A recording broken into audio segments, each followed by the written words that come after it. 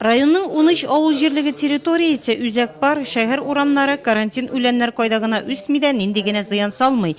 Шуңа район башлыгы урынбасары Ильяс Ахмаджанов рәислегендә узган киңәшмәгә авыл хуҗалыгы предприятиеләре, шәһәрнең идарәче компанияләре, мәктәпләр һәм балалар бакчалары җитәкчеләре, авыл җирлекләре башлыклары чакырылган иде. Төп тема фитосанитар һәм ветеринар иминлеккә кагылышлы берничә мәсьәлә карау. В районе проводится работа по организации уничтожения амброзии и другой сорной растительности. Совсем уничтожить ее, конечно, невозможно, но приостановить поступление семян в почву регулярно, уничтожая зловредный сорняк повсеместно до цветения, нам, конечно, всем по силам. Семинар киңәшмәдә карантин үсемлекләргә каршы көрәшү, эпизоотик ситуацияны анализлау, куркыныч чыгышлы авыруларны профилактикалау һәм дәүләт җир контроле сферасындагы кануннарны үтәү турында җентекле сөйләшү алып бардылар. Семинар барышында Россельхознадзор идарәсе белгечләре ясаган чыгышлар мәгълүмати һәм һәр яктан файдалы булырлык иде.